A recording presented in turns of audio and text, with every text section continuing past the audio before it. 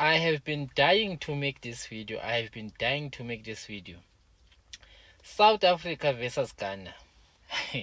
Guys, I've been seeing a video from many Ghanaians, who are talking about the issue of South Africa versus Ghana, right?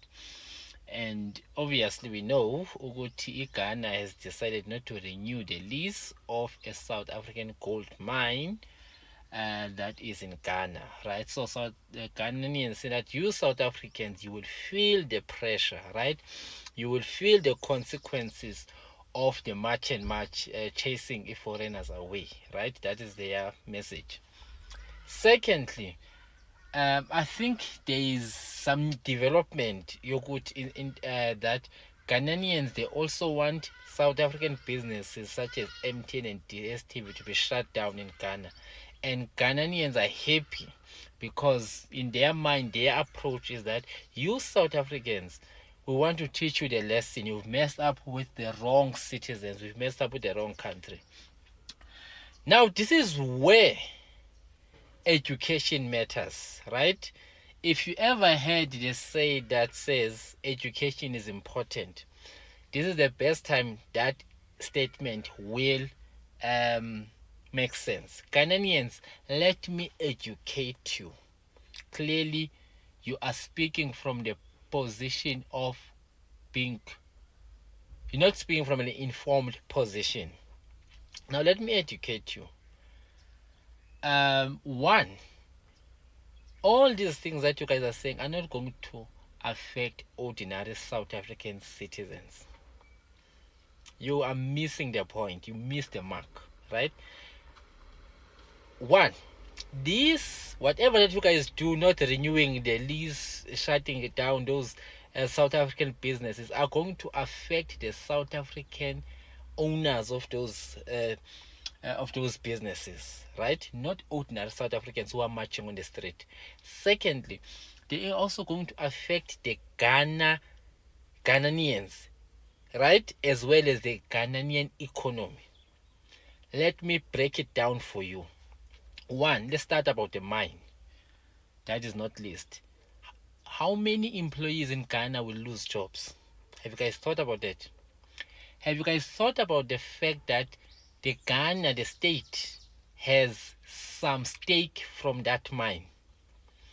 And also maybe also from the lease, the income is also going to stop. In South Africa, that is a private-owned mine. It's not a state-owned mine. So it's not going to hit the ordinary South Africans, but it's going to hit whoever benefits from that mine. And as far as I know, if it's private-owned, it's only the few that owns the mine that will feel the pressure, not the ordinary South Africans who are marching on the street. It's the white monopoly that we already have a problem with in South Africa, that is owning majority of the land. It's those people, and also maybe some politicians who also maybe beneficiary from that mine, who maybe have some shares due to the corruption, not ordinary South Africans. And now, as for ordinary South Africans, we are saying it's good that it happens. Basically, what is happening is that we have pressed, or South Africans have pressed where it hits the most. Now the politicians will feel the pressure who are benefiting from that. The South African politicians, or the South African few that are controlling the country, will feel the pressure, are the ones who are going to face the consequences. So it's a win for ordinary South Africans, but a loss for the private owner of that mine, as well as for Ghanaians. Let's go to the DSTV and MTN. Same thing applies. If we were shutting down the DSTV and MTN in South Africa, then it was going to affect the ordinary South Africans, because it means a loss of many jobs.